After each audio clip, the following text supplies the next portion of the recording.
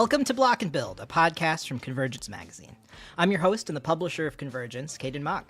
On this show, we're building a roadmap for the movement that's working to block the impacts of rising authoritarianism while building the strength and resilience of the broad front that we need to win. Before we get started, I want to invite you to join our subscriber program. Convergence Magazine is an independent publication that relies on the generosity of our readers and listeners to create the rigorous, thoughtful takes that you've come to expect from us week in and week out. You can become a subscriber at convergencemag.com/donate. Any amount helps, either as a one-time donation or a recurring monthly or annual subscription. This week on the show, I'm joined by two amazing guests, organizer and strategist Malkia Devich Cyril, co-founder of MediaJustice and the founder of the Radical Loss Project, as well as journalist and author Sarah Jaffe, whose new book, From the Ashes, Grief and Revolution in a World on Fire, is out now. I've been dreaming of this conversation for months, but decided it was time when Bill Fletcher Jr. called on us in our post-election episode to grapple with the political and cultural implications of grief, both individual and social, arising from everything that's happened to all of us collectively since the start of pandemic time. But first, some headlines from this past week. On Thursday, Amazon delivery workers organized by the Teamsters walked out of 10 facilities across the country protesting low pay and dangerous working conditions. Amazon claims the drivers aren't employees, which is, of course, bullshit. The shifts that Amazon schedules the workers for often require them to work more than a full 8-hour day. Walking out less than a week before Christmas and Hanukkah, the biggest retail month of the year when extra large volumes of deliveries are taking place, is the kind of targeted labor action we love to see. Also this week, we may have gotten our first glimpse of what exactly the openly oligarchic rule of Trump 2.0 may look like. Elon Musk, the world's richest man, purchased his position in Trump's cabinet as head of a new kind of bullshit agency and self-proclaimed quote-unquote first buddy for $277 million. Elon Musk, whose personal net worth has also nearly doubled since Trump's election last month, spent the day on Wednesday using his personal bully pulpit, the social media site formerly known as Twitter, to send out a plume of lies and threats about the end-of-year federal spending bill to his 200 million followers. Cue complete government shutdown dramatics from the GOP, with lawmakers clutching their pearls about the national debt. The real consequences, of course, are the disruption of hundreds of thousands of federal jobs and services that everyday Americans depend on. As of this recording, we are about 10 hours from that still looming shutdown. But I want to spend a little bit of time examining how this shutdown threat is maybe a little different than what we're used to seeing from the fights that played out during the Tea Party era of the 2010s. There's never really been this, brazenness, this level of brazenness about the billionaire influence in our government, and so very little fight back from the opposition party. Musk is proud to brandish the cult of personality he's built across the internet and his relationship to Trump way out in the open. Before organizers exposed them and made them household names, groups like ALEC and the Koch brothers more or less flew under the radar. You had to read beyond the headlines to really understand the influence of dark money and billionaires on our government. But it's Musk's callous detachment from reality and humanity that's perhaps the most sobering.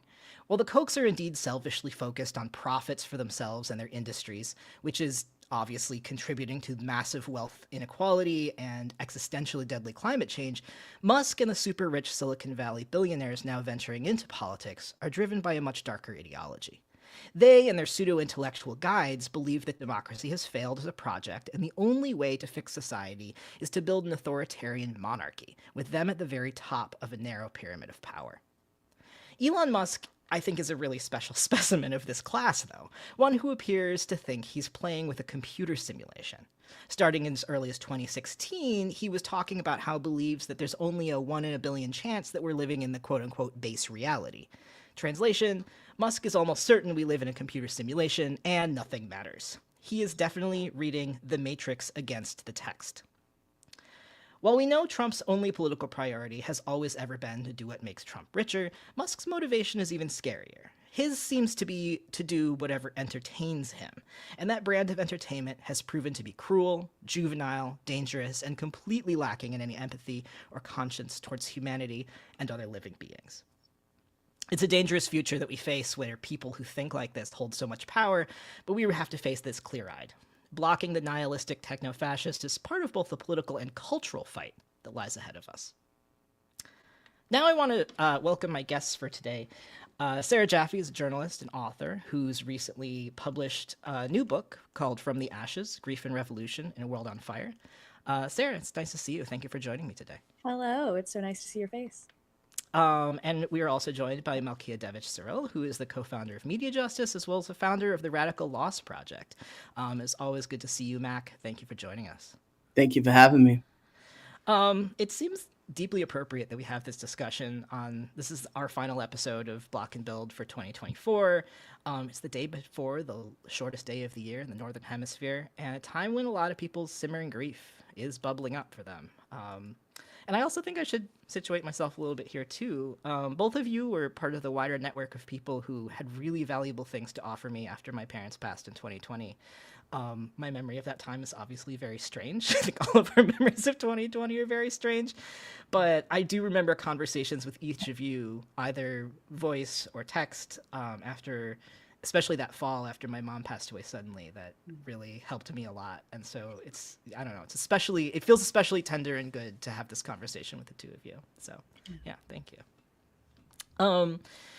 To get us grounded here, I want to ask kind of a basic philosophical question of both of you, and I think that you both have slightly different ways of coming at this. But what is it that we're talking about when we talk about grief? I think there's a lot of ways to, I think one of the things that strikes me is there's a way that on the surface we talk about grief as a sadness that we feel, but there's obviously so much more there. Sarah, from your reaction, I kind of want to kick it to you first. Oh God. Oh, that's so intense though. Yeah, it's before like my father died in 2018, which is why I ended up writing this book. And like before that, I would have been like, oh, grief is like sadness, right? Yeah. And like afterward, I'm like, oh no, it's like everything. It is every possible emotion. It is more than an emotion. It's a sort of state of being. Like a friend of mine referred to being in the land of the dead. And that was kind of, I was like, oh yeah, that's it, right? I feel like my entire relationship to time and the world and my body has changed, right? And it's it's a really, really profound reaction to profound loss. So we're not just talking like small things, right? We're talking the loss of somebody who you love deeply. We're talking about the loss of something that's been foundational to your idea of yourself. And within that, like there are so many shapes and actions and non-actions and transformations that happen within it, that it feels really impossible to kind of boil it down to like grief is this, because every time I think I've put my finger on what it is, it will come kick my ass in an entirely new way. I feel that. I mean, for me, grief is multifaceted, but primarily, I lost my wife, I lost my mother, I've lost upwards of 20 friends and family members that were close to me. Through that process, I've come to understand that the dominant society, frames grief as this individual, private, personal, time-bound set of reactions and emotions. And I think a lot of us buy that too, some version of that. Yeah. For me, as somebody who studies social movements, who's a community organizer, and as a Black person, particularly focused on Black grief and its power and purpose, for me, grief is several other things. One, it's a meaning-making, adaptive process. So it's a narrative process. It's a cultural process. It's also a natural process. It is a natural set of responses and decisions following a loss of any size. We grieve in so many ways, and about so many things, the loss of our languages, our land, but even in other ways. And one of the things that's been so important to me is to recognize how natural it is that everything you invest in, you will lose. And is only one form of investment. Capitalism is also an investment.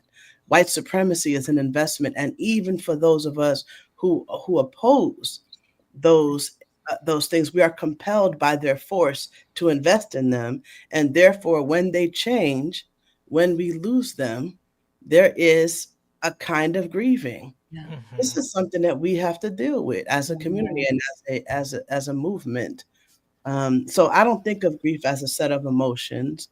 I don't think of it coming in stages. I think of it as a process by which we move from loss to meaning. Mm, Mm. that's great. I Yeah. feel like that's like such a like rich, like short and rich, uh, like snapshot of what it means to grieve something, and also that like it's process based, which I Yeah. think is like super crucial. Um, Mac, I am curious to hear a little bit more. I mean, with that as the sort of teaser about the Radical Loss Project, Yeah. what is the vision for what you're working on, and where did this idea come from? You know, because I've experienced so many direct losses, I've been thinking about this question of the role of loss in my life as a strategist for a Mm, long time. The role that loss and grief play inside of social movements. A lot of times we think about there has been actually a lot of research on this question of collective grief. There is growing research on how mass loss affects communities. Putting those two things together with power building and the way that those things impact social movements at a broad scale, our strategies, our leadership, um, our bases, and the our capacity for mobilization, our capacity for absorption institutionally. That the fact that grieving has something to do with our power building infrastructure, our power building leadership, and our power building strategy, that's something I've been thinking about for a while. But it wasn't until my wife died from cancer, that I really decided that I didn't want to do whatever I was doing before. I had to stop for a minute. And I began to think about what it means to be radicalized at the point of loss. Um, we were in this pandemic where at the same time as I was I experienced about 17 personal losses between 2016 and 2022. And that just created an incredible incentive for me to think about what it means for loss to radicalize me. mm, And then to take that question, into a research process to begin to identify the components of what transformative grief might be as a leadership development process, as an idea, but also then as an initiative. And then the Radical Loss Initiative was born. From that, I began to do programming, started a grief group, started a inspiration community, started something called a Freedom Cleanse, started working with the Butte educational system, the school district on grief with public education staff and with educators basically and mm-hmm. students. Just a bunch of experiments, started jumping off, and finally, I came to the realization that power building movements need models, they need tools, they need infrastructure to help us grapple with grief and loss. It's not enough for us to name that it exists. We got to figure out how we use it to achieve our goals. Yeah, yeah, that seems very important. And I like I mentioned at the top of the episode, like a lot of my motivation for getting the two of you together on this was that on our post-election sort of digestion episode, Bill Fletcher Jr. was like, part of what happened here in this election cycle was a direct response to our social inability to deal with the collective grief of what happened to us in the Yeah. pandemic. Yeah. That like we have not grappled with it as a society, and then compound that with the genocide in Palestine and so many of the violence, the sort of like quote unquote everyday violences visited upon us and our people, right? Through capitalism, through racism, policing, sexism, homophobia. And I think that this insight that like our movements need to have a real answer for this is also so much at the heart of your book, Sarah, that like you're talking to organizers across the country who are grappling with different kinds of griefs, not just the grief of the loss of mortal life, but also the loss of lifestyle, the loss of a livable environment. I'm interested, Sarah, to hear like what you've learned through those conversations, and I'm also interested to know a little bit about how the book tour has been going, because I'm sure that has been you've been out on the road talking to people about this. Yeah, it's been so interesting because like, you know, you write a thing about a subject that like part of your premise for writing this book is like, we don't like to talk about this. And also like capitalism doesn't like us to talk about this. Right. Yes. And then you're shocked when like the New York Times doesn't review your book. Okay. I'm never shocked when the New York Times doesn't review your book. Like, it's been so interesting because like the difference between like the things that people say to me when they come to an event or they've read the book or they've heard about the book, you know, I'm getting just emails with people telling me about their losses, people coming up to me in bookstores and just being like, oh my God, let me tell you about, you know, this thing, this person, this family, this whatever change that they've had in their life. Right. Mm-hmm. And then like the public discourse is just like, yeah, no, we're not going to talk about that. We're going to completely pretend that everything is fine. And then, you know, I try not to be in the prediction business because I'm a journalist, right? I'm in the business of talking to people. But like, you know, about a year ago, I was actually a little bit more than a year ago. I was like, Trump's going to win again. And we need to be prepared for that. And like, it's just been like millions of conversations with people being, you know, refusing to sort of deal with that even being a possibility, let alone being likely. And yeah, and I had this conversation recently for a column charmingly called Daddy Issues in Huck magazine, which is based in Britain. And it's beautifully, you know, it's obviously tongue-in-cheek name, but like it's about masculinity and patriarchy and grief. And we were talking about men, you know, in this moment, and particularly, and I'm like, you know, like as Malkia was just saying, right, when capitalism changes, even if we don't like it, we're grieving the things that have changed. And like one of those things is a certain kind of masculinity that's just kind of not accessible to most people anymore, right? Like, and it's mostly white, and it was associated with industrial jobs, and it's, you know, it's the again part of Make America Great Again that Trump is promising, right? It's like, what is he promising? Actually, he's promising, like, I don't know, a certain kind of white man that he can have a certain kind of job and a certain kind of wife again, which, like, spoiler alert, is not going to happen, right? Nothing he's promising is going to do that, even if it were possible to sort of shove capitalism back into the bottle of 1945. It's not happening. And in not dealing with that, in not sort of understanding it as a form of grief, even, like, you've just got a bunch of people who have a lot of rage and anger and hurt and whatever, and they are being offered the chance to turn that on other people who have even less power than they do. And that's like the promise of Trumpism, right? Is that like, well, we're not going to really make your life better, but we're going to make somebody else's life worse, and you can enjoy that. And like, that is, you know, whatever arguments we want to have about fascism and what we should call what's happening right now, like, that is something that I think of as central to fascism in any format, right? Is like the sort of spectacular punishment of people declared the other. And, you know, I think part of the reason that I'm interested, that I don't want to speak for Malkia, but like that we're interested in talking about grief as part of movements is like, if we don't deal with it, then like it can get really nasty. And yeah, and so I've been thinking about that a lot since, you know, the eminently predictable election results, that just declaring the politics of joy was not enough to make most people in this country feel joyful. did not shock me and probably didn't shock any of you. Yeah. But yeah. you know, it's been a frustrating several months.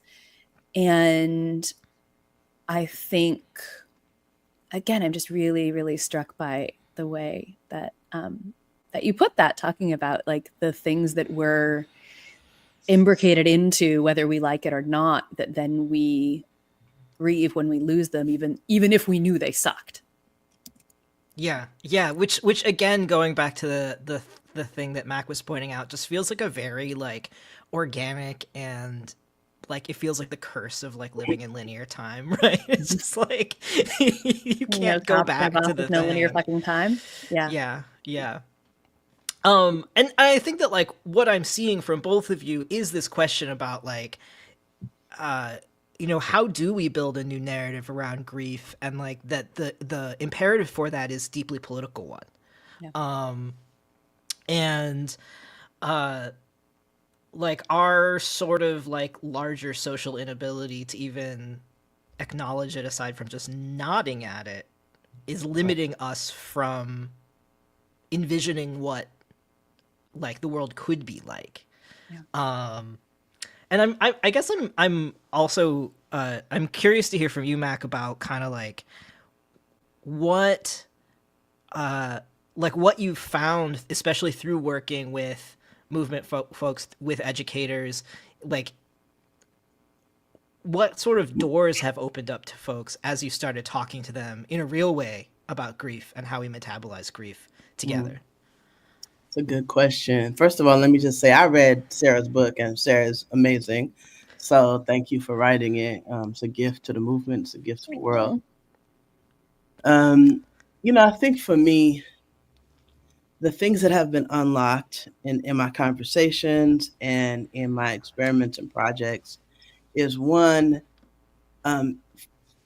each person who has suffered a personal loss, as they come to discover and really relate to the reality that there is a politics to mourning, that there is a relationship between death and democracy, that their losses aren't simply the result of some you know, personal problem, you know, which is the entirety of the this is where community organizing begins, right? So Yeah.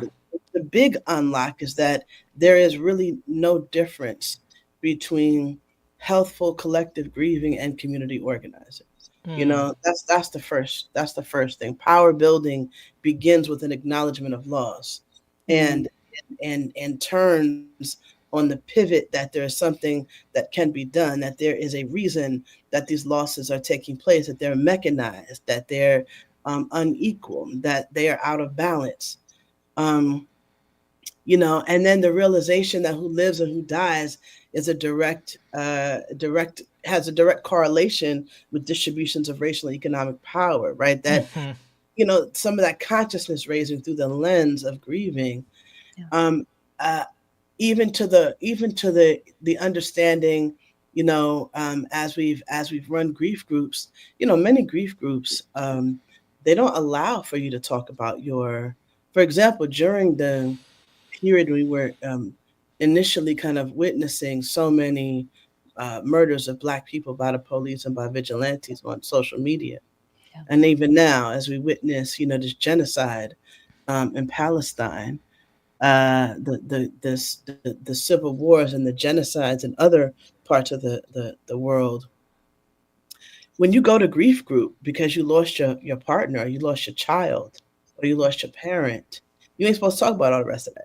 Right. You know what I'm saying? The grief group is for everybody, right? Yeah. MAGA, you MAGA, the grief group is for you.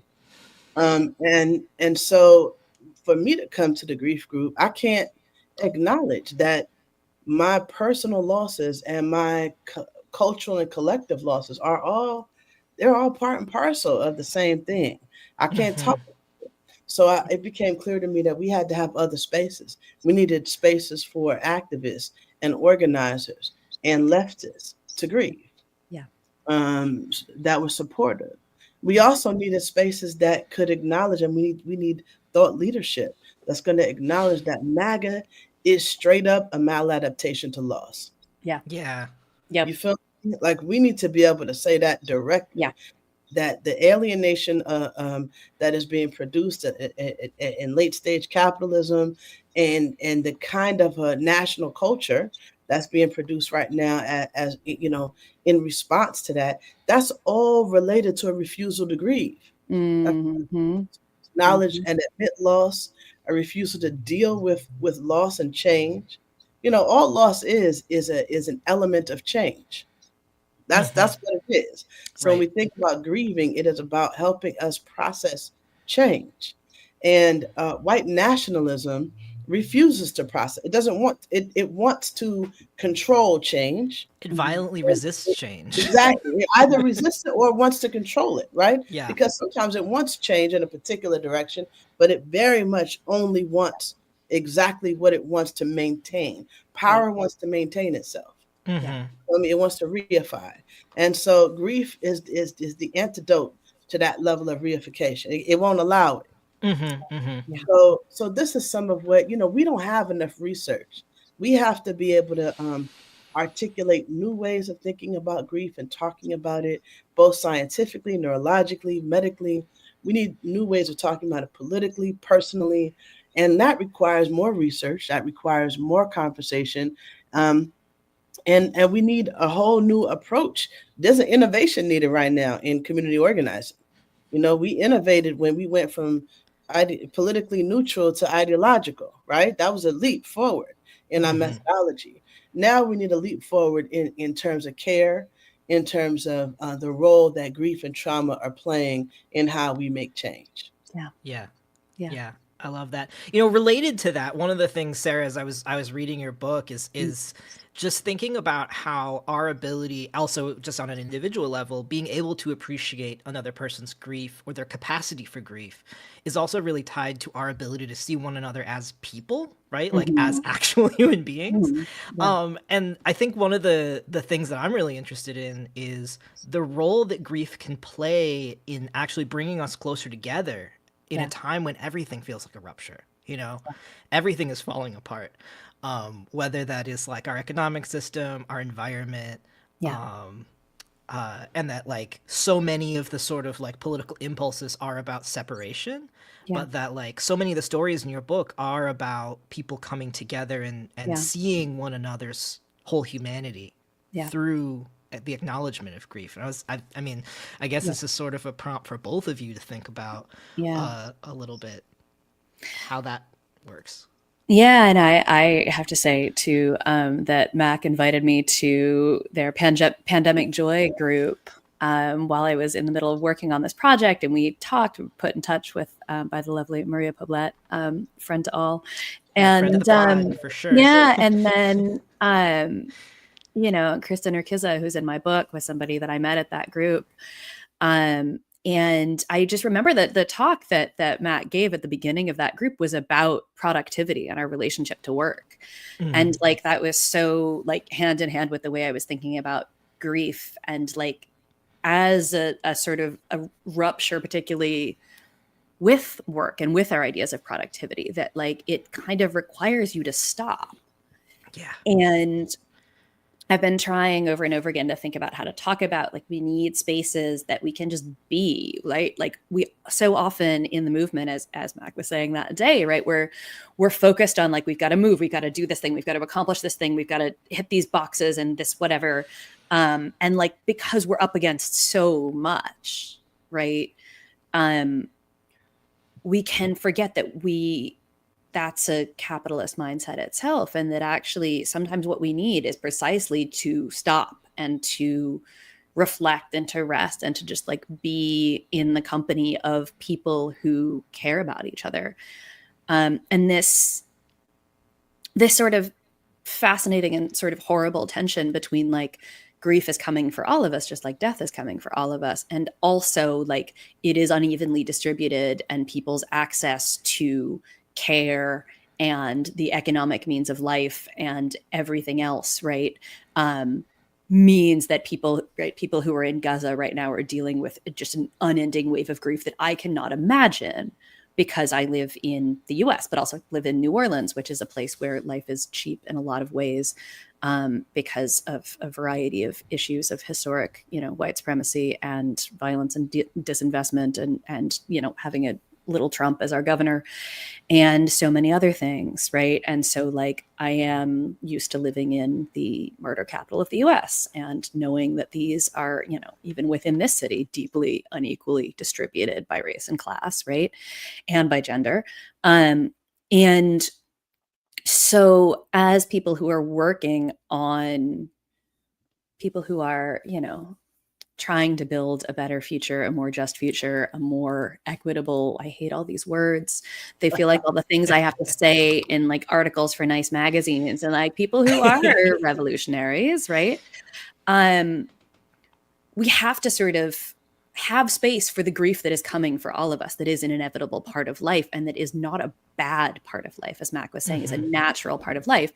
And also to fight with everything that we have, the horrors that are being perpetrated all around us and on us and in our name with our tax dollars, right? And I'm Jewish, so I spent a lot of the last year being absolutely not in my name, but also please just not at all when it comes to Palestine. And so, thinking about what do the spaces look like where we can just have our grief and be with each other and care for that, and where are the spaces that we move that grief into action. And a lot of the actions that have been done by groups like Jewish Voice for Peace in the last year have really moved grief rituals into the public space and said, in our attempt to shut things down and to actually stop the production of death, we are going to be grieving while we're doing that. That has been really beautiful to see in a completely horrific year and some odd of genocide. And then there are times when we do have to move with the kind of speed and that it's really hard to do when you are in sort of acute grief. And holding all of those complicated things together is the challenge we have to meet. And I don't have a set of rules for how to do it, in part because nobody grieves exactly the same way. But I think the thing that we all have in common is that we will all grieve and we all do need to be held in our grief. Absolutely. I think that, there's a true gift in being able to locate grief inside of an understanding of capitalism, racial capitalism, because it begins to give us an understanding of the depth of the emotional content of what we've lost, and gives us a way to understand what we're facing and the road we need to take. Being able to recognize that the authoritarianism that we're witnessing, that we're threatened by right now, that it has emotional roots. You know what I'm saying? That there's a cultural fascism that is on the rise as much as a material reality. You know what I'm saying? And and that the fact that fascism, as we understand it, is often facilitated by mass loss events. I mean, genocide, but not only direct genocide, but also climate emergency, forced, structurally derived climate emergency, pandemics. Yeah. These are all roads to authoritarianism. They're roads to chaos.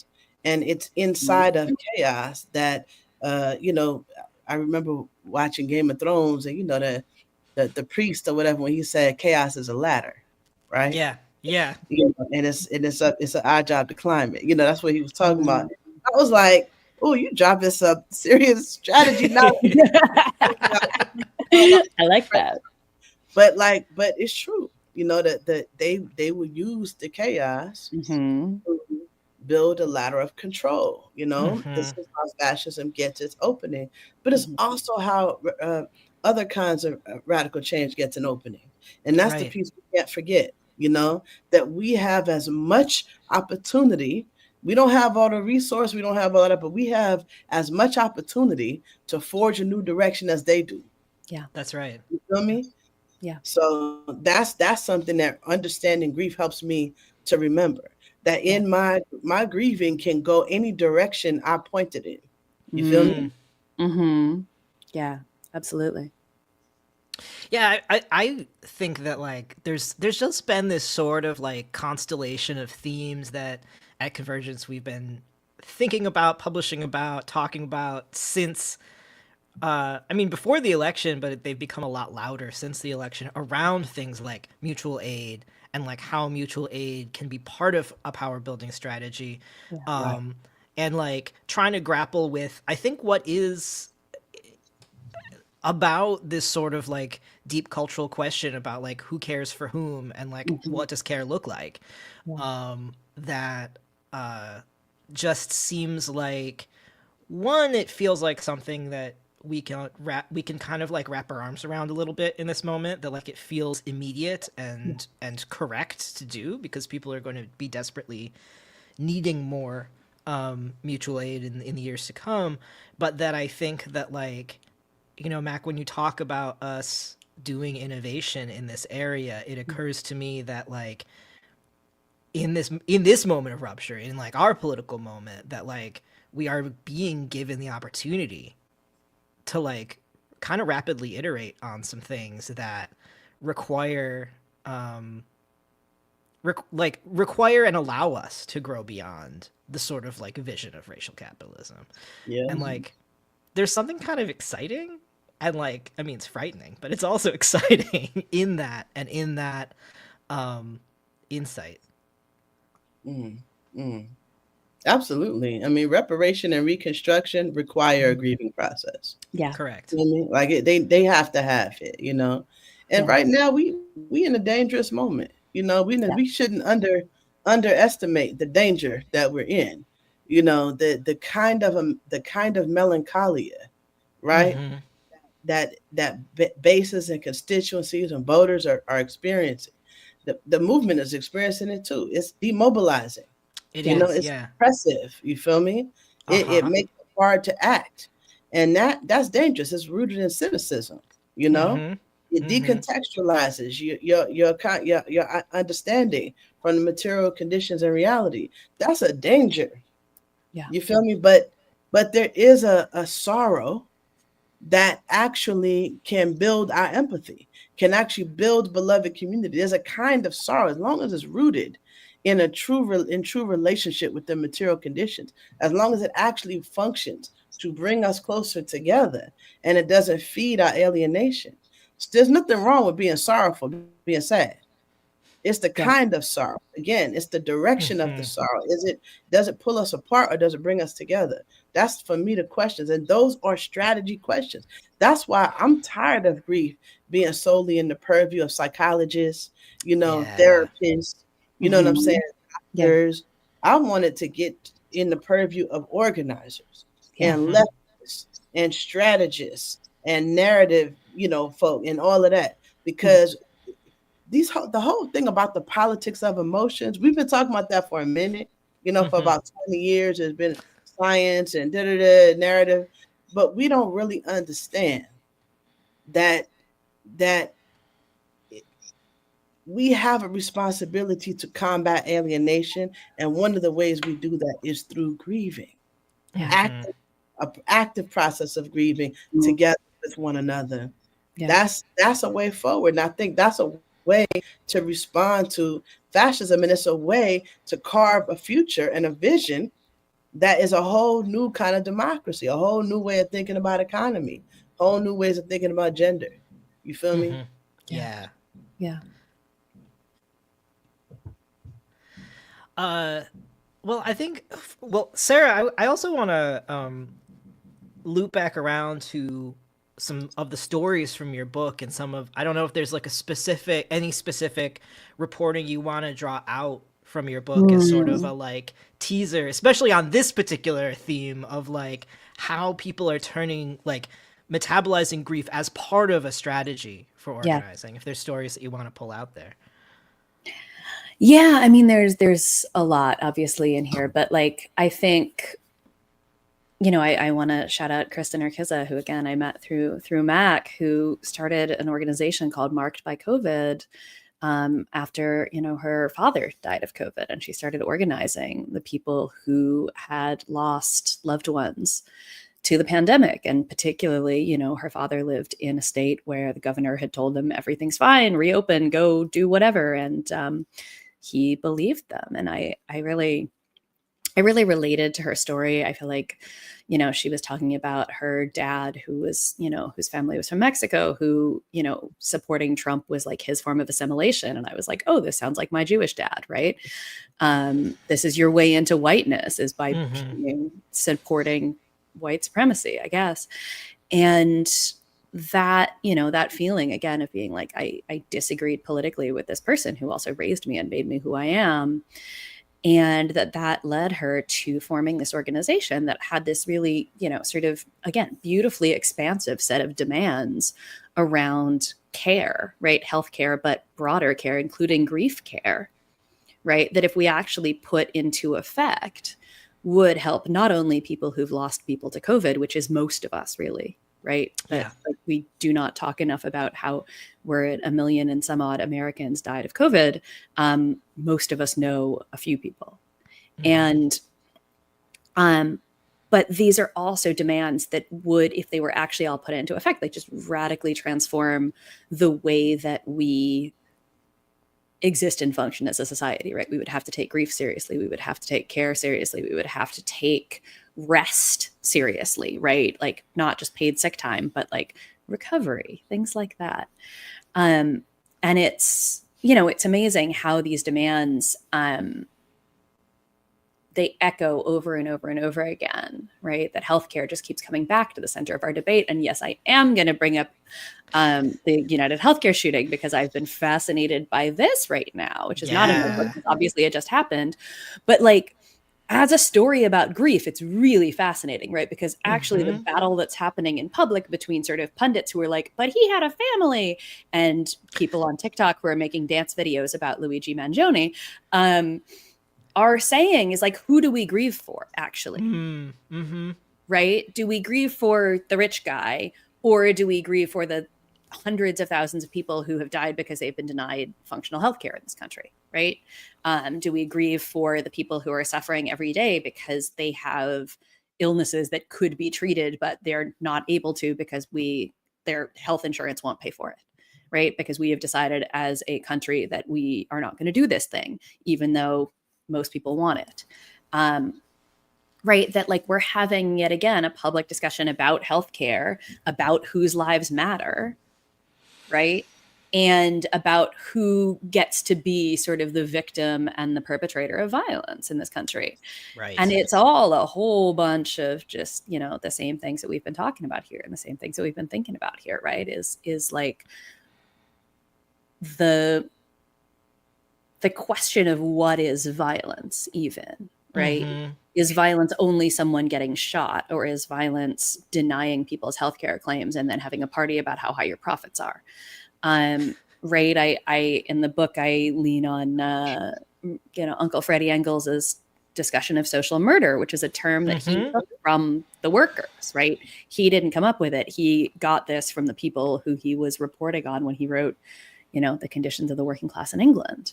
And so this idea that like the capitalist class is perpetrating murder all the time, that particularly healthcare CEOs are perpetrating murder all the time.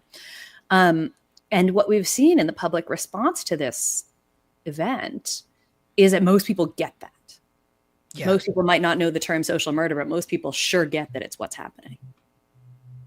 Yeah. Yeah. It's felt, it's immediate. It is the experience I think all of us have had at some point with somebody, even if not us, somebody we love getting denied a claim. I think it's funny that the two people in that process are two white men, Yeah.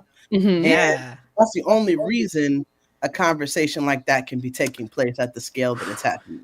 You know what I'm saying? Because Black folk been shouting at from the hills about this question of violence. Frantz Fanon wrote about it however many decades ago. Like, we have been in a conversation about who gets to grieve and who gets to be grieved, and what is violence, and it's 100% dismissed.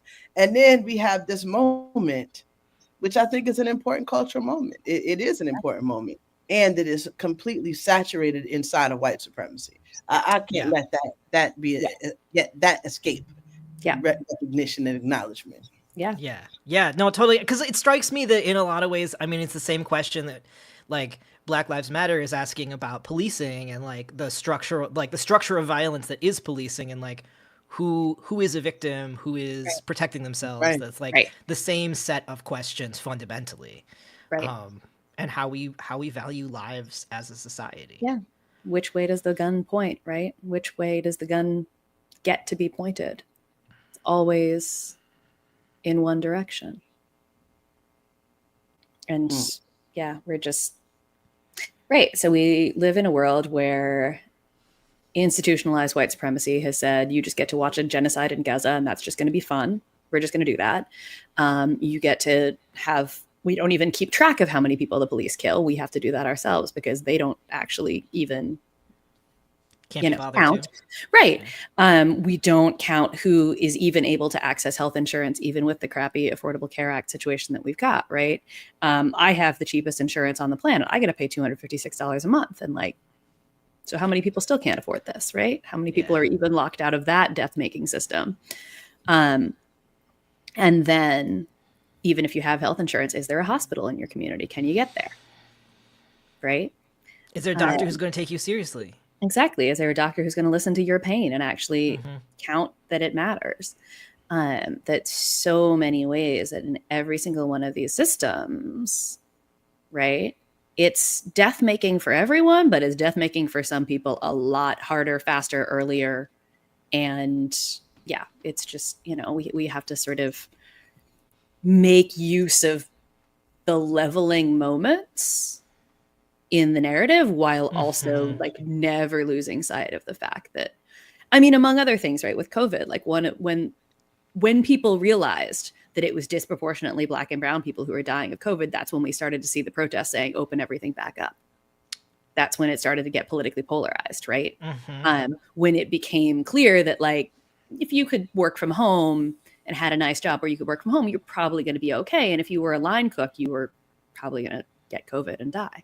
If you were working at a meatpacking plant, you're probably going to get COVID and die. If you were in a prison, you're probably going to get COVID and die, right? Like this, we're all in it together evaporates so quickly.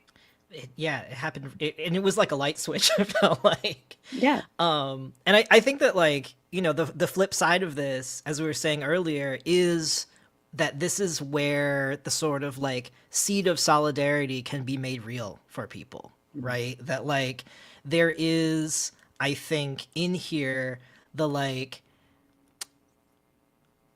if we actually level with this, and if we level with what this means for us as human beings, and for the death making systems that like we were born into and that we perpetuate, that like it does feel to me that like there's a very clear pathway through that touches on the fact that this is an unequally distributed but shared experience of being human.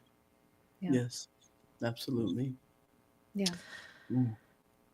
As we wrap up, are there things that you hope our listeners will consider as we move through the end of this year? What would you like these considerations, these conversations to do to shape the way that we do politics together in this next period, fraught as it is?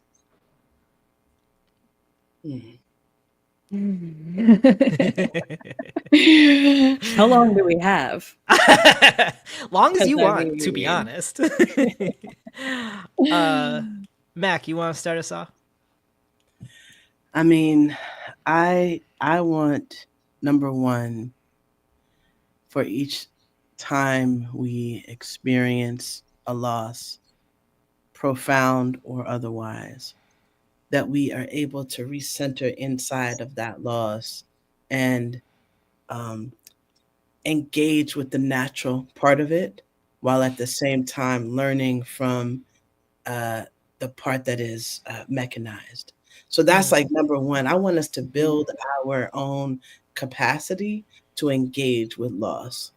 As leaders, I think it is a mandate for us. As power builders, I think it is a responsibility, in terms of how we deal with our constituents and our infrastructure. And I want us to begin to incorporate a relationship with loss into our leadership development, into our strategy, into our institutions and infrastructure. That's one thing that I want to lean on right now, especially in not only this holiday season, when many of us are just sad, I want to invite people into that sorrow and let that sorrow be transformative. Let it not simply make us stuck. I think that we have a responsibility to resist cynicism, and that we can do that through sorrow, not by rejecting ignoring sorrow. This is our work is to be emotionally competent, have clarity in terms of our social and emotional development being part of our political development. Uh, and I offer that, as something that I'm working on myself. Part of my practice of solidarity is to work on me in public. And so I offer that. This is something I'm working on, and I want to work on it with other people who are like-minded. Yeah, I love that part of the solidarity is working on me in public. I've spent a lot of time talking about myself in public this year, and I'm really over it. I really don't like doing it. It makes me really uncomfortable. And like, I'm a journalist, and my job is to talk to people, right, and to tell stories, and hopefully not screw them up. And we're told we are supposed to be objective, right? And what is objectivity but another word for institutionalized white supremacy, right? So who gets to be objective? Spoiler alert, right? And so in thinking about writing this book, I was like, okay, I've got to have to talk about myself. I don't like it. It makes me really uncomfortable. It makes me want to hide. But the only way that I can go in and have any of these conversations with anybody about grief, the only way I can roll up to somebody and be like, tell me about the worst thing that ever happened to you, right, is if I'm willing to do it first. If I'm willing to show up and be like, hey, this is why I'm writing about this. This is why I'm thinking about this. This is why, like, me losing someone made me see the world entirely differently, and not be able to sort of put that aside and just go on with my day. It was like, this is fundamental to how I'm seeing and understanding the work that I do and the organizing that I report on and the people that I'm in community with. And yeah, it's as Mac said, it's a work in progress that I feel very much like I am not that good at. But grief made me less willing to put up with bullshit and also more understanding of the people in my life. And I think that combination of things is actually a pretty good set of skills to go into, Trumplandia 2.0 with. I think we need to be more and more willing to show up for and care for each other, and to be less willing to swallow the garbage that is just going to be heaped our way. Yeah. The narratives that we're going to be told about who is important and who matters. Yeah. So that's what I'm trying to hold on to going forward into another year, another round of fights, and living in the belly of the beast in the deep South. Yeah, I think people down the South have a lot to teach the rest of the country also. Since I was also just in Texas. That is for sure. We were just, yeah. Sarah, Mac, it's absolutely a pleasure to talk to both of you. I feel like, I don't know, getting you both in conversation, I'm like, this is it. This is how I want to end my year.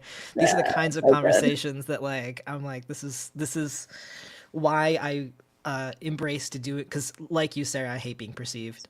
So you know, the kinds of conversations I realize that, like, we could have on this program, and that I think that, like, you know, they are so important to the way that we think about strategy going forward. And the work that both of you do has been such a gift to me personally and to our movements. So send you both a lot of love. Yeah, it's so good to be here with you both. Absolutely. It's been a pleasure. All right. My thanks again to Mac and Sarah for joining us today.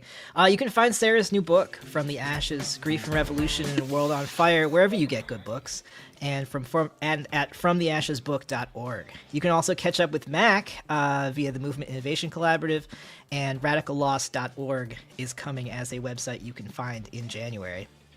Thank you also to all of you for listening this year, whether you've been with us since the first episode that we aired back in the spring, or you're just finding us now. I'm really glad that you've been able to join us on the wild ride that has been 2024. Our team is taking 2 weeks off for the end of the year, and I hope you get some downtime this season too. Rest assured, we're going to be back on January 10th with more deep dives with Movement Voices. This show is published by Convergence, a magazine for radical insights. I'm Cayden Mock, and our producer is Josh Elstro. If you've got something to say or a question to ask, you can drop me a line by sending me an email at mailbag@convergencemag.com. And finally, if you would like to support the work that we do at Convergence, bringing our movements together to strategize, struggle, and win in this crucial historical moment, you can become a member at convergencemag.com/donate.